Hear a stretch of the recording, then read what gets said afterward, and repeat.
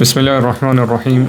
Alhamdulillahi rabbil alamin. Wassalatu wassalamu ala nabiyyina Muhammad wa ala alihi wa ashabihi ajma'in. Wa ba'd.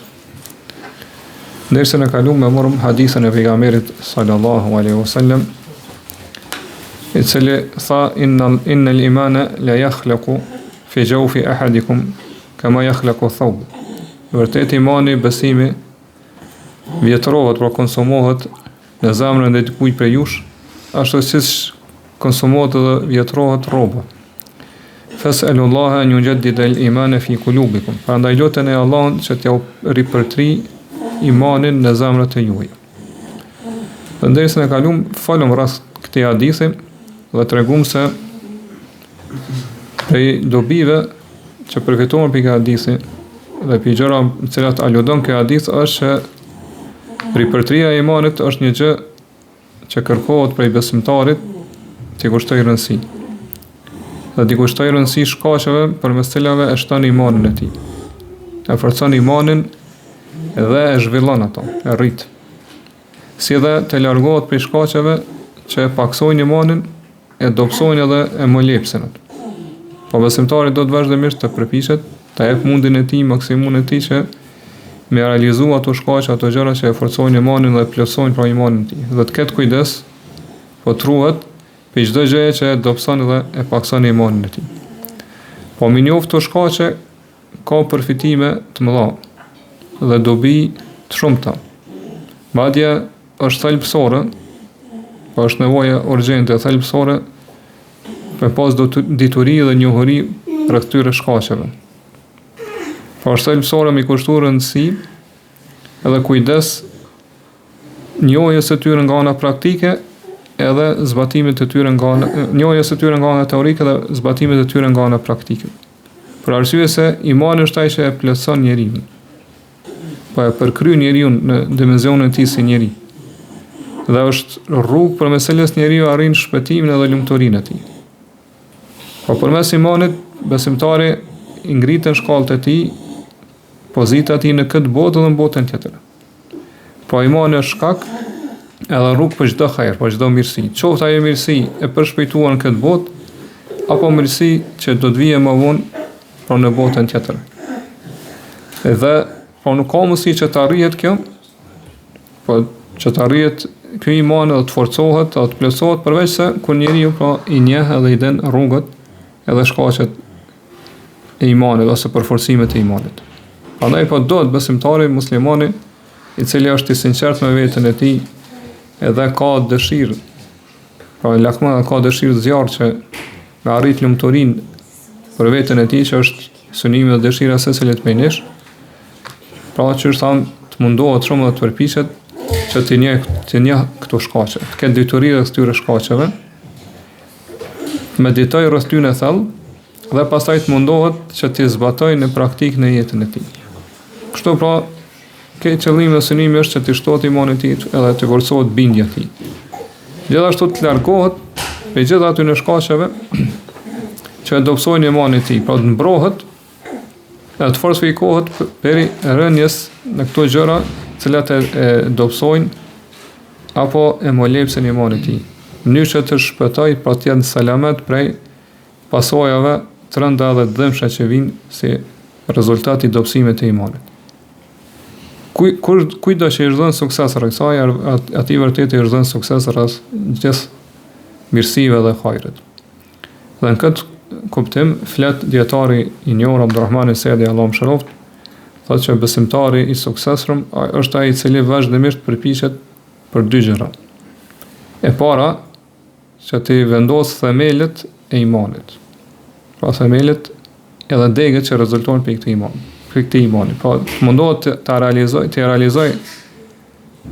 këtë iman duke pas dituri rreth të imani, duke praktikuar, që është më lart, pra duke zbatuar në praktik dhe duke përmirësuar gjendjen e shpirtërore përmes imanit, përmes themelëve dhe degëve të imanit. Dhe e dyta është që të përpiqet që t'i mbaj larg vetes, pra t'i largoj për vetes gjitha ato gjëra që e kundërshtojnë imanin. E mohojnë imanin apo e paksojnë ato. Qofshin ato fitne, tundime, fitne të jashtme apo të brendshme.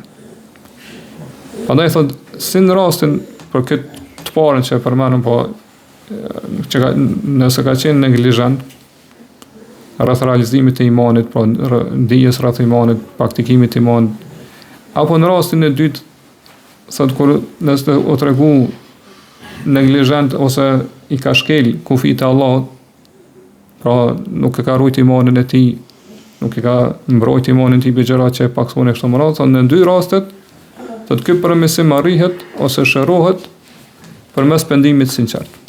Po besimtari do në dy rastet, nëse ka pas mangësi dhe neglizhencë, të kthehet me pendim të sinqert gjithë përfshirës të Allahu subhanahu wa taala, edhe të mundohet ta përmirësoj pra gjendjen e tij, ta rregullojë gjendjen e tij para se me ikë koha. Po qëllimi është para se marrë vdekjen.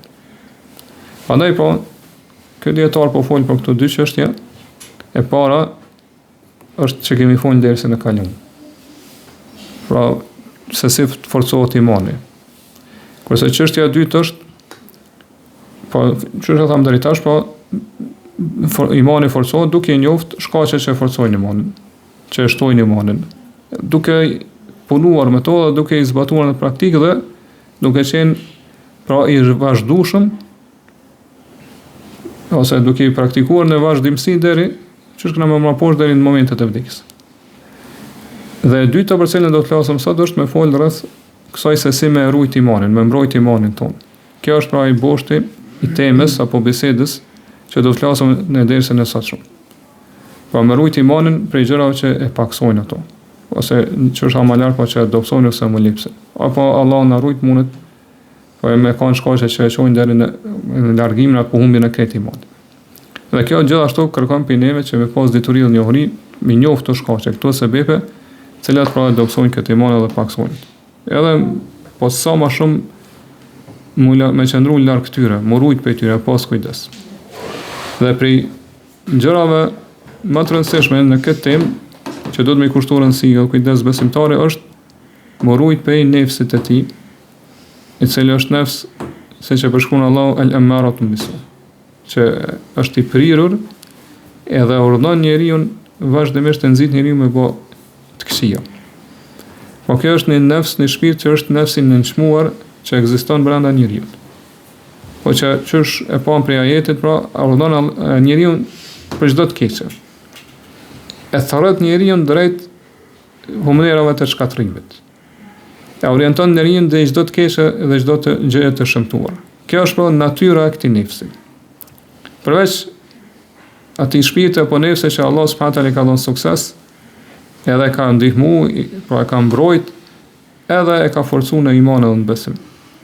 Po askush nuk ka mundësi të shpëtoj për sherrit të keqes të këtij nefsi përveç se nëse Allahu i jep sukses, e ndihmon.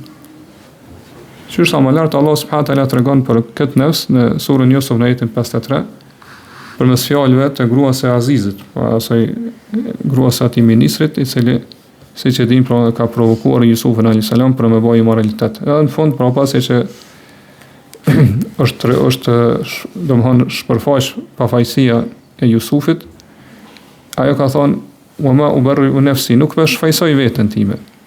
Inna an-nafsa la'ammaratun bisu illa ma rahim rabbi. Vërtet nefsi e nxit njeriu, pra është i prirur dhe të keqes, e nxit njeriu për me bëj të këqija. Përveç atij që ka mëshiruar Zoti. Inna rabbi ghafurur rahim. Vërtet Zoti im është falës i madh dhe mëshirëplot. Po ashtu dim që pejgamberi sallallahu alaihi wasallam, siç ka ardhur te sa i muslimit, po ja ka mësuar sahabive atë si një hyrje ose para hyrje të ligjëratave të tij, hutbeve të tij, ku mes tjera ka thonë elhamdulillah nahmaduhu wa nasta'inuhu wa nastaghfiruh. Të gjitha lavdatat, lavdrimet e takon Allahut, atë falenderojmë dhe lavdrojmë, prej tij ndihmë kërkojmë dhe kërkojmë falje prej tij. Pastaj ka thonë wa na'udhu billahi min shururi anfusina wa min sayyiati a'malina. Kërkojmë mbrojtje te Allahu prej sherrit, të keqes së vetes tonë, shpirtit tonë, edhe prej të këqijave të veprave tona. Me yahdihillahu fala mudilla lahu wa man yudlil fala hadiya lahu. Këndo që uzon Allahu nuk ka kush që e devijon, dhe këndo që Allah e lën në humbje, nuk ka kush, nuk ka udhëzues për to. Pra sherri e keqja është të fshehur në shpirt, në nefsin e njeriut. Dhe kjo sherr pasaj si rezultat pashmangshëm i sjell çdo të këqijat e vepra ose veprat e këqija tona. Kështu që nëse Allah subhanahu taala lën njeriu pa ndihmë, po e lën në mëshirën e shpirtit të tij, nuk e ndihmon. E lën mes tij dhe mes shpirtit të tij, ai më marr me shpirtin e tij, atëherë njeriu do shkatërrohet. Po e keqja që është në shpirtin e nefsën e tij do ta shkatërrojë këtë njeri. Edhe vazhdimisht, po kjo shpirt ose e keqja që është në këtë shpirt kërkon pashmangshëm që tham me ranë në vepra të këqija, me ranë në gjëna, në mëkate, në vepra domethënë që janë të këqija të Allahut subhanahu taala. E nëse Allahu subhanahu taala jep sukses njeriu, edhe që është ardhaja të mëshiron njeriu, pra e ndihmon, atëherë Allahu e shpëton për gjitha këtyre këqijave, për gjitha këtyre dëmeve dhe sherrave.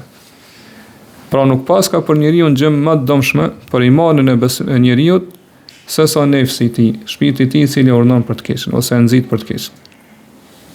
Po ky nefs që kjo që nga natyra e tij, po këto që nga në veset ato cilësitë e tij.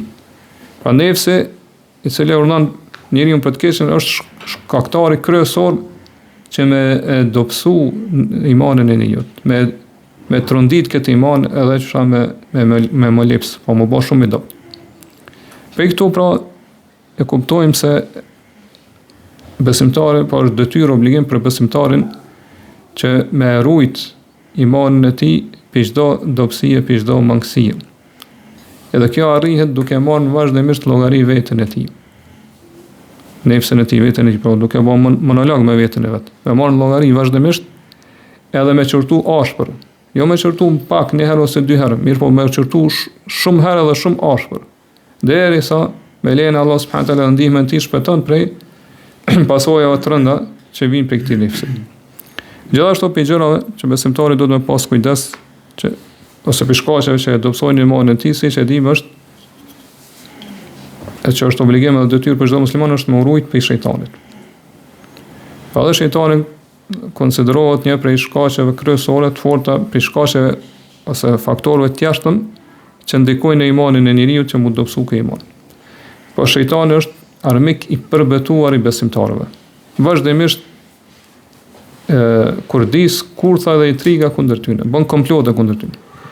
Nuk ka breng tjetër, nuk ka shqetësim tjetër, nuk ka qëllim tjetër veç se qysh me luhat besimin në zemrat e besimtarëve. Qysh me dobësu këtë besim, qysh me prish, me korruptu. Prandaj kushdo që i dorëzohet tyre përshpëritjeve të shejtanit. Edhe shkon pas mendimeve që i sjell shejtani në zemrën e tij, por nuk kërkon mbrojtje te Allahu subhanahu taala prej shejtanit, atë patjetër kam ju dobësu imanin e tij. Patjetër ky iman ka më shku drejt dobësimit edhe paksimit. Madje që është amalat, Allah na jep mund të më shku edhe drejt humbjes këtë, me humbi imanin. Po kjo dobësim i imanit është në varësi se sa njeriu i përgjigjet këtyre vezveseve, përshpëritjeve, cytjeve edhe tundimeve të shejtanit. Për këtë arsye pra Allah subhanahu taala në Kur'an neve na ka paralajmëruar shumë kundër shejtanit. Na ka sqaruar rreziqet që vijnë prej tij. Pasojat të rënda fatale që vijnë nëse ne e pasojmë atë. Edhe na ka treguar se është armik që është i hapur, i përbetuar kundër besimtarëve. Pra Allah subhanahu taala na ka urdhëruar gjithmonë që shejtanin me vështru si armik. Nëse dojmë shpëtu prej cytjeve, përshpëritjeve dhe tundimeve të tij. Për këtyre ajete unë me lexoj ajetin surën Nur, ajetin 21 ku Allah subhanahu taala thotë: "Ya ayyuhalladhina amanu la tattabi'u khutuwati shaytan. Wa man yattabi' khutuwati shaytani fa innahu ya'muru bil fahsha'i wal munkar." O ju që keni besuar, mos shkoni pas gjurmëve të shejtanit. Ai që i ndjek gjurmët e shejtanit, atë shejtani e nxit ato, e shtyn pra nxit dhe i gjërave drejt shthurjes, gjërave pra imorale edhe çdo mëkati edhe vepre të keqe. Po ashtu në ajetin e gjatë surës Fatir thotë: "Inna shaytana lakum aduwwun fattakhidhuhu aduwwa. Inma yad'u hizbahu liyakunu min ashabis sa'ir." Vërtet shejtani është armik për juve. Prandaj edhe ju gjithmonë vështrojeni si armik.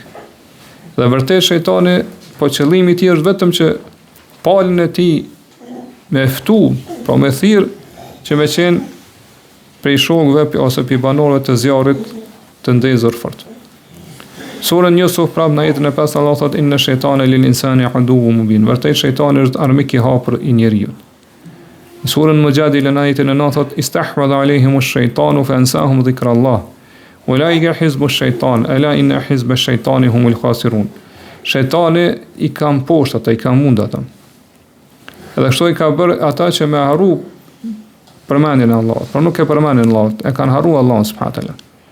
Këta thot janë pala e shejtanit, vërtet pala e shejtanit janë të humburit.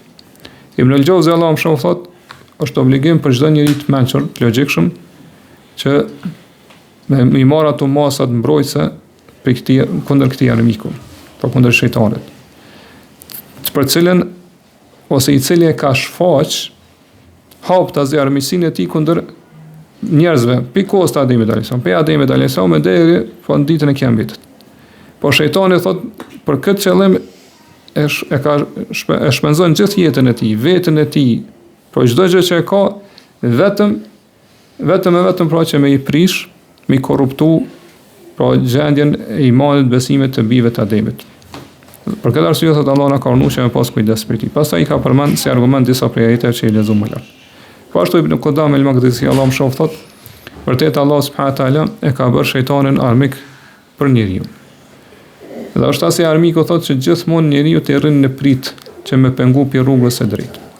Edhe i vije për çdo anë dhe për çdo rrugë. Siç na ka njoftuar Allah në surën Araf, thot pra vetë iblisi ka thonë le aqudanna lahum siratakal mustaqim. On do t'ju rrin prit aty në rrugën tënde drejt, pra do të rrin prit që mos më ndjek rrugën tënde drejt, që me ardh te ti. Thumma la'atiyannahum min bayni aydihim wa min khalfihim wa an aymanihim wa an shama'ilihim. Pastaj thot do t'ju qasëm aty në gjithë anëve. Prej para, prej prapa, prej djata smajtës. Wa la tajidu aktharum shakirin. Dhe do të gjesh se shumica e tyre nuk do të jenë mirënjohës dhe falendërues ndaj teje. Pastaj vazhdon, po Ibn Qudam Allahu më thot, Allahu na ka paralajmëruar që mos me pasu, mos me ndjek shejtanin. Përkundazi na ka urdhëruar që me armiqsu shejtanin. Po me kundërshtu ato me marr si armik, si kundërshtar. Çush e lexuam ajetën më lart, inna shejtan lakum aduun fattakhidhu aduun. Vërtet shejtani është armik për ju, prandaj edhe ju merreni veshtrojeni kështu si armik. Po ashtu në surën Araf, më poshtë Allah në ajetin 27 thotë ja bani Adam la yaftinannakum ash-shaytanu kama akhraja abawaykum min al-janna. O bijtë Ademit, mos lejoni që shejtani t'ju tundoj juve, t'ju fitnos juve, siç ka vepruar me dy prindërit e juve, pra me Ademin dhe Havën, që i kanë nxjerr pastaj ju bosh kaq që me dalë ata prej xhenit. Pastaj thotë Allah na ka treguar neve se çfarë ka vepruar shejtani me dy prindërit tonë, pra me Ademin dhe Havën. Këtë kjo me na paralajmëron neve që më pas kujdes mos me dëgju shejtanin, mos me vinë shejtanit po për shpiritet dhe sytë e tij dhe të ndimet. Po gjithashtu thotë Allah përmes saj ka dhënë edhe irhamkallah, mos me pasni pasaj justifikim ditën e Kiametit që nuk e kemi ditë. Po me shkput, me ndërprej atë justifikimin nëse ne e pasojmë shejtanin, më thonë që se kemi ditë çfarë armiku kemi. Pa Allah na ka shëruar qartë çfarë armiku kemi, me kënd kemi dojnë, me kënd kemi punë. Dhe prandaj për këtë arsye thotë Allah na ka urdhëruar që me pasu vetëm rrugën e drejtë. Po kështu po kuptojnë që shejtani që në armik e njeriu, po qëllimi i tij, brenga dhe shqetësimi i tij vetëm është që me prish akiden e njeriu, besimin e tij, po me rrënu imanin e tij. Prandaj kurdo që nuk e fortifikon veten e tij, nuk e mbron veten e tij prej shejtanit, po duke përmend Allahun, duke kërkuar streh edhe mbrojtje te Allahu subhanahu wa taala, atëherë le ta di se do të jetë terren i përshtatshëm i shejtanit. Po shejtani vazhdimisht do ta tundoj që të bie në mëkate. Vazhdimisht do t'ja nxjis dëshirën që me bëj gjëra, po me bëj gjëra të ndaluara. Po do ta nxjis që me ra në gjëra të shëmtuara ose gjëra që kanë bëjnë me imoralitetin kështu më radh. Prandaj vërtet kjo është një humbje e madhe e fesë.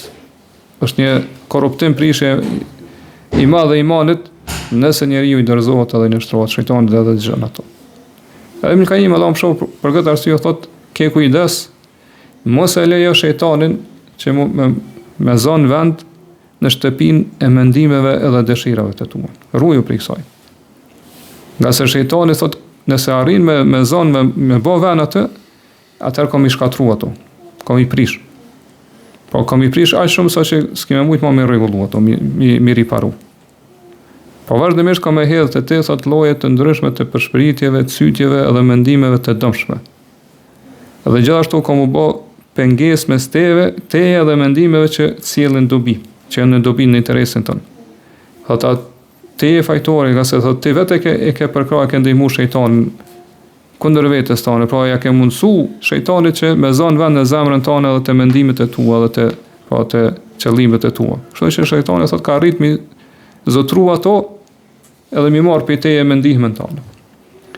Prandaj pra kurdo që shmanget prej përmendjes të Allahut, prej dhikrit të Allahut, përmendjes të Allahut largohet, atë le ta di që shejtani nuk do t'i ndohet kurrë atij.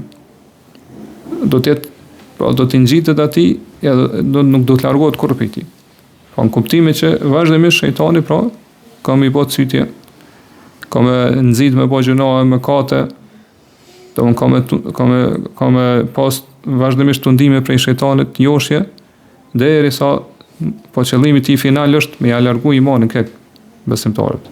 Po edhe me adopsu, po nëse mundet edhe me ja largu këtë iman. Allah subhanahu wa taala thot: "Wa man ya'shu an dhikri ar-rahman nuqayyid lahu shaytanan fa huwa lahu qarin." Kurdo që shmanget prej përmendjes së gjithëmshëshmit, pra Allah subhanahu wa taala, prej këshillës, po Kuranit, përmendjes së kështu me radhë, thot ne ja caktojmë atij në shejtan, i cili i bëhet shok i pandashëm. Wa innahum la yasuddunhum an as-sabili wa yahsabuna annahum muhtadun. Dhe këta shejtan thot i largojnë ata për rrugës drejt. I pengojnë dhe largojnë për rrugës drejt dhe ata mendojnë që janë të udhëzuar. Po çfarë kurtha e madhe shejtanit, po e largon njeriu për rrugës drejt edhe ja zbukron aq shumë devijimin saqë mendon që është i udhëzuar në rrugën e drejtë. Allah na ruaj prej sherrit të tij.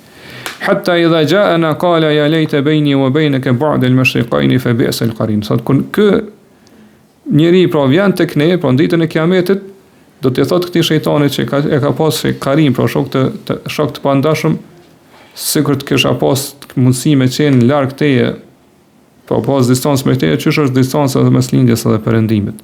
Sa shok i keq e kanë ti. Prandaj pra e rëndësishme, gjithashtu përveç këtyre që i përmendëm më lart, është besimtari me pas kujdes, më rujt edhe për disa shejtanëve që janë mesin e njerëzve.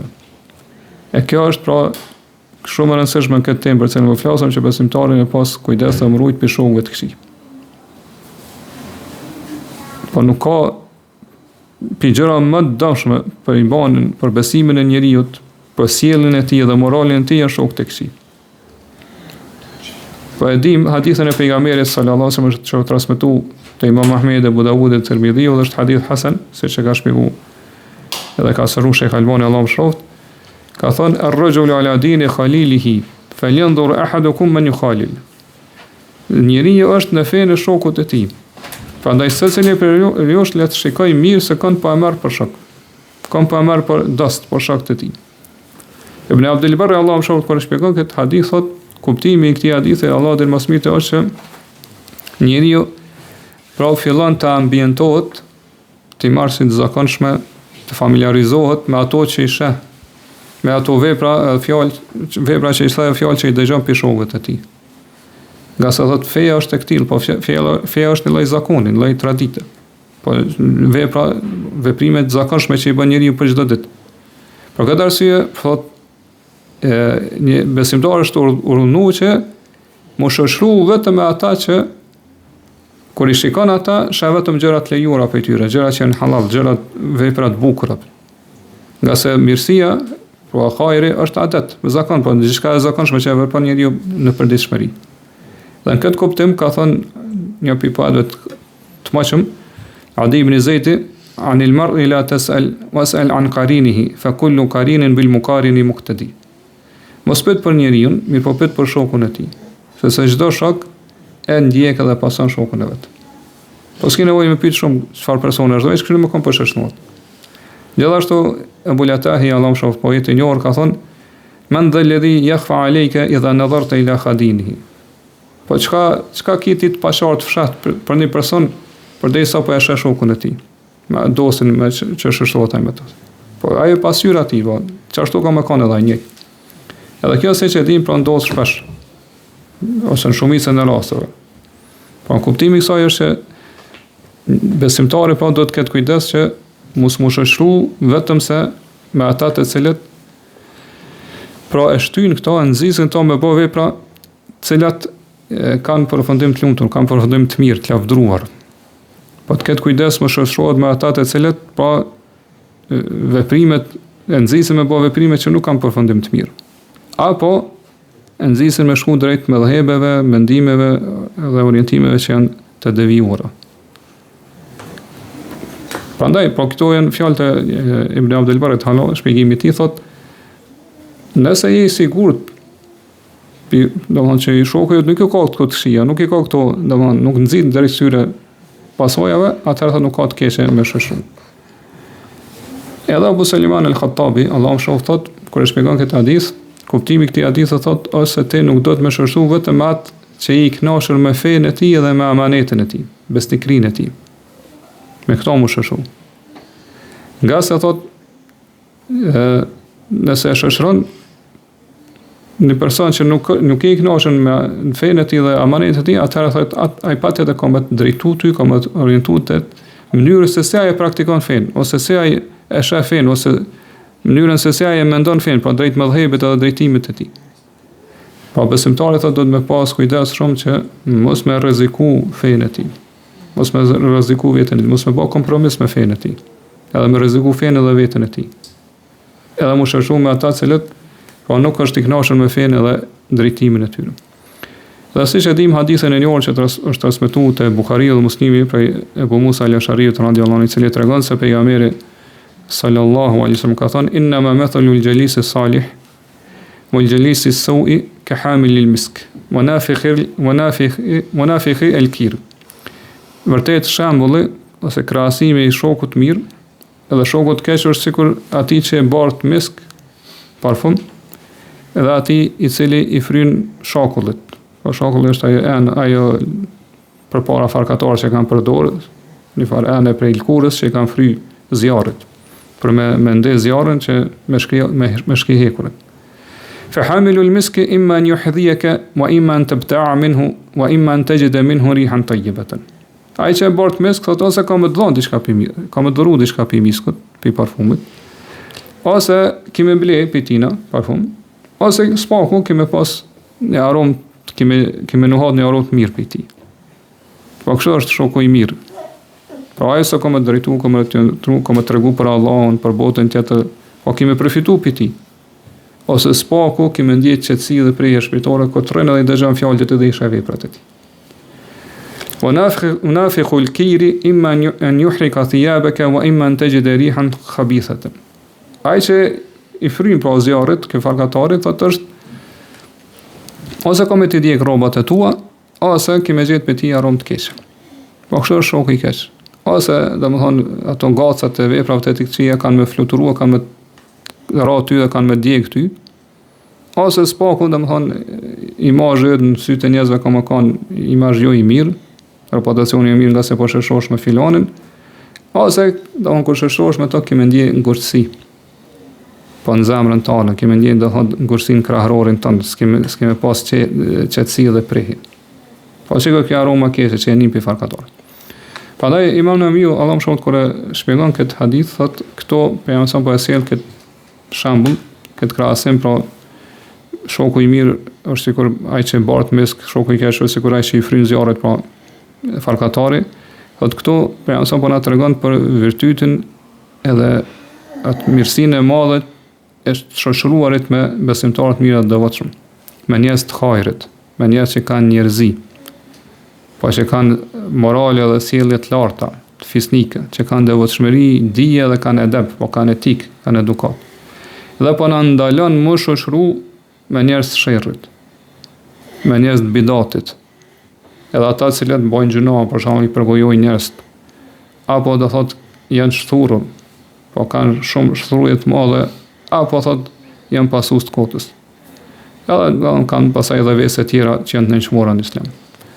Pra për kësaj na kuptojnë se është detyrë për muslimanin që mi zgjedh shokët e tij, mi zgjedh ata me të cilët shoqërohet, ata me të cilët rrin.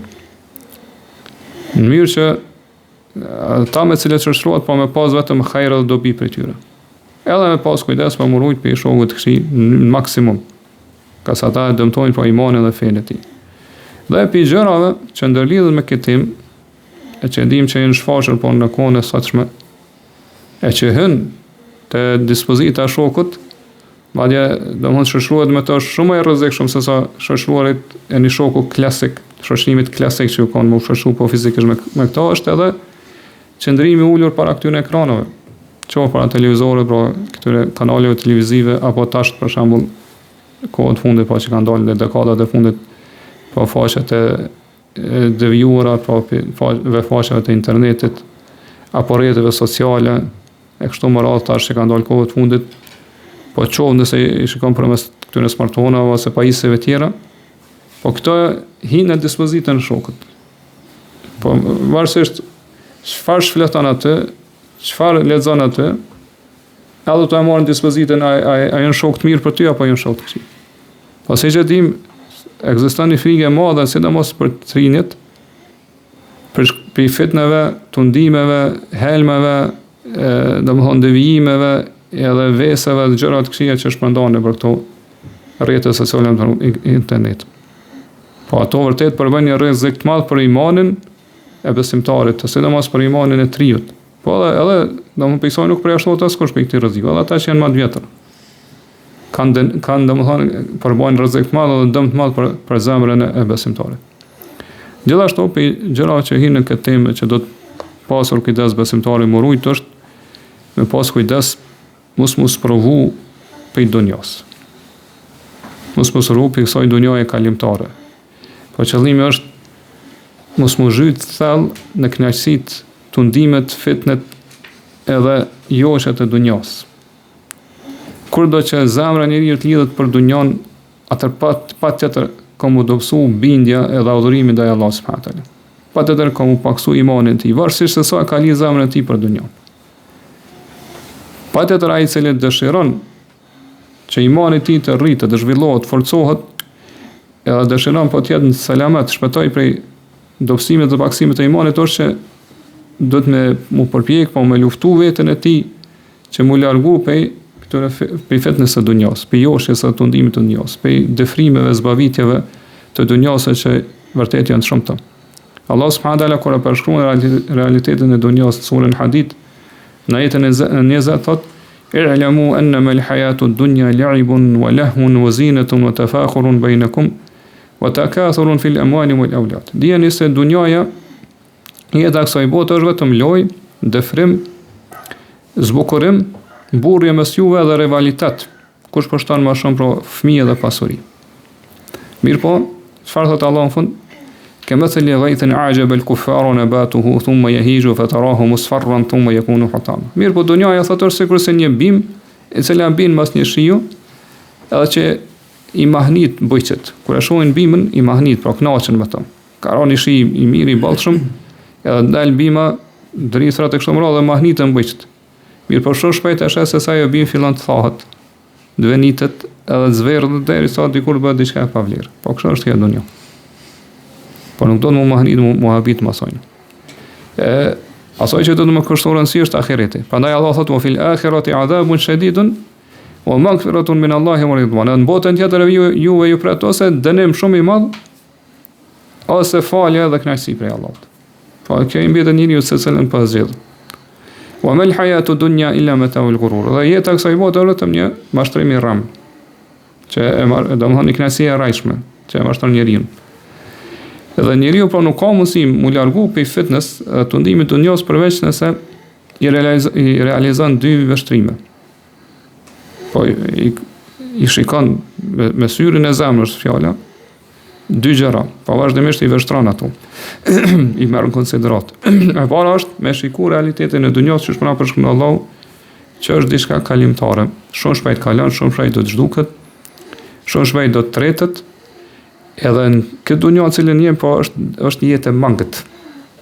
Edhe është diçka e pavlerë, pa rëndësishme. Gjithashtu më shiku vazhdimisht ato dhimbjet që i përjeton njeriu pa kur konkuron me tjerët në arritjen e kësaj dunjaje, që ka vazhdimisht vujtje, pra edhe kur arrin diçka për dunjë se arrin me vujtje të mëdha, me dhimbje të mëdha. Kur njeriu lakmon ose dëshiron diçka për dunjës me arrit, ka gjithmonë vujtje dhe dhimbje. Edhe pasi që të arrit, po këtë kjo është dohon e shoqëruar me ankthë, dohon me vështirësi, edhe dohon me brenga. Me shqetësim e kështu me radhë. Edhe fundi i kësaj dunjaje krejt është, pra që është e pa më thamë dhe më lart, pra që gjitha këto do të ndërpriten dikur. Po kjo dunja edhe pasi që të shkatërrohet, edhe pasi që zhduket, pasoj tani vijnë pasojat e pikëllimit edhe keqardhjes. Nëse njeriu mashtru mas dunjas, po botën tjetër ka vetëm pikëllim edhe keqardhje. Prandaj ai që e synon e kërkon këtë dunjan, nuk ka mundësi kur të ndahet atij brenga, shqetësimi dhe pikëllimi para se me arrit dunjan. Këto brenga dhe shqetësime do ta shoqërojnë pasi që arrin diçka pi dunjas, dhe gjithashtu do të ketë brenga, shqetësime dhe pikëllime ose ankthë, edhe pasi që ti largohet ose ti ik diçka pi dunjas. Po këtë dunjaja është e tillë. Por nëse njeriu ka vazhdimisht e merr në konsiderate, ka që shikim e hedh që shikim drejt dunjas, po nuk mundet pasaj mu fitnos prej dunjas. Po me ranë tundimet edhe joshjet e saj. Shikimi i dytë që do të më hedhë shikimin që me hedhë shikimin në botën tjetër në ahiret. Po që kjo botë është duke shku vazhdimisht çdo ditë, çdo frymëre që e marrëm është duke u largu pi neve, mi po njëkohësisht bota tjetër është duke ardhur drejt neve, duke ofruar kahni. Po çdo frymëre që kemi jemi duke më afër botës tjetër. Edhe ardhja botës tjetër ose jetës tjetër është e pashmangshme. Pa të ndërkomentuar. Edhe ajo është botë e përhershme dhe amshueshme. Gjithashtu mi shiku pra se sa pra të përkryera ndershme janë hajratet, mirësitë, gëzimet edhe haret, lumturinë në botën tjetër. Pa që ato gëzime, haret dhe lumturinë pra nuk krahasohen me kënaqësitë e kësaj bote. Po ka dallim shumë i madh. Për këtë arsye Allah subhanahu wa taala ka thënë wal akhiratu khairun wa abqa.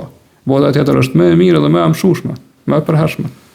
Po ato janë mirësi të plota, të përkryera, absolute, të përhershme.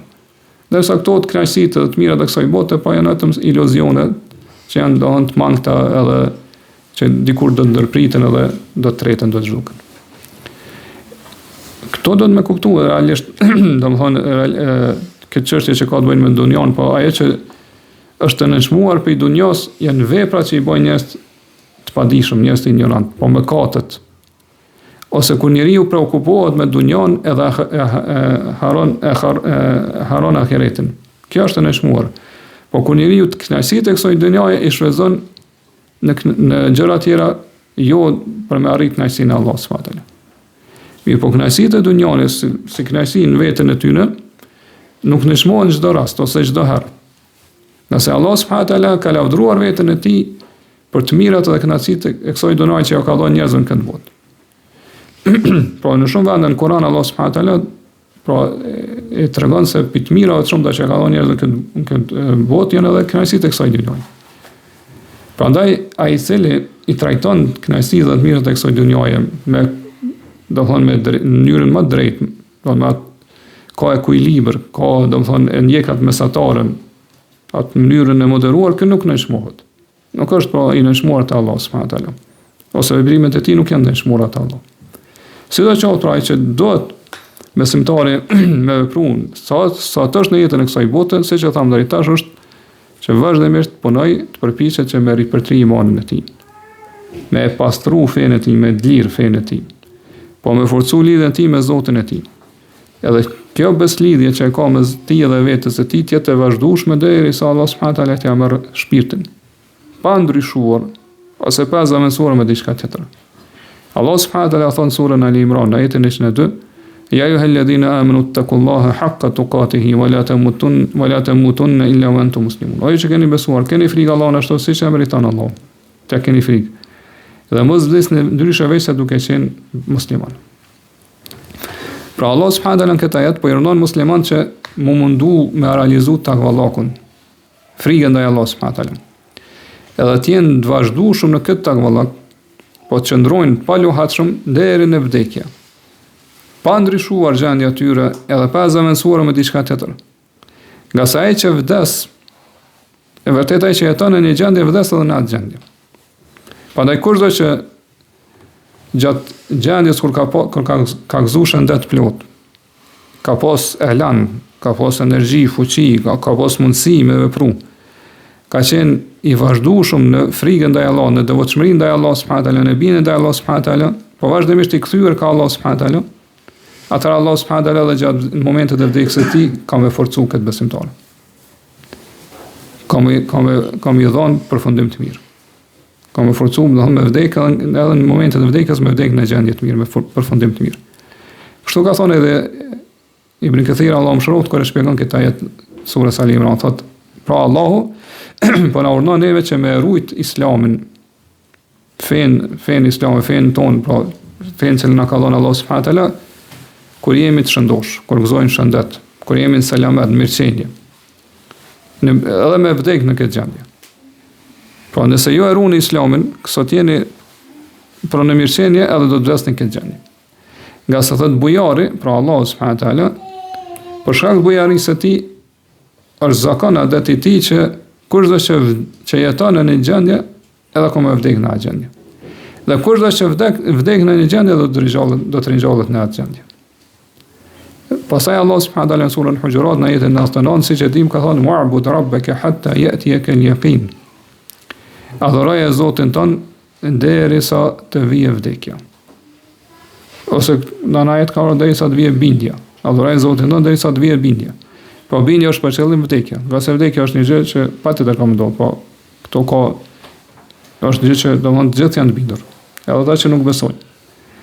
Pra Allah subhanahu wa taala në këtë ajet parandon pejgamberin sa që me vazhdu gjatë gjithë kohës në adhurime të cilat e afrojnë te Allah subhanahu wa taala, me lloje ndryshme të ibadete të adhurime, me të cilat e afrohet Allah subhanahu wa taala, po vazhdimisht më afrohet Allah derisa të vijë vdekja. Edhe pejgamberi sa që dim e ka zbatuar këtë urdhën të Allah subhanahu wa taala në mënyrën më të mirë, formën e mënyrën më të mirë. Po vazhdim ka qenë në adhurim të vazhdueshëm ndaj Allah subhanahu wa taala derisa ka pra bindja dhe prej Allahut pra i ka vdekja. Dhe kështu do të jetë pra edhe besimtarë. Po kjo urdhë edhe pse ju ka drejtuar pejgamberi i përfshin të gjithë besimtarët, të gjithë muslimanë. Po kështu do të jetë gjendja e muslimanëve besimtarët që me rujt ibadetin e adhurimit të jetë i vazhdueshëm në këtë adhurim, të kujdeset për të derisa Allah subhanahu wa taala pra t'ia merr shpirtin duke qenë në këtë gjendje. Po duke qenë në gjendjen më të mirë, duke qenë adhuruesi i Allah subhanahu wa taala. Dhe suksesi është në dorën e Allahut subhanahu wa taala të vetmit, ai nuk ka ortak, nuk ka shok. Ai është ruajtësi vetëm që e ruan besimtarin, mirë po kushdo që kërkon mbrojtje te Allahu subhanahu wa taala, ruajtje vetë atë, Allah do ta ruajë, do të zot në rrugën e drejtë, dhe Allah subhanahu wa taala dhe më mirë, Allahu alem. Allahumma salli wa sallim ala nabiyina Muhammad wa ala alihi wa ashabihi ajma'in.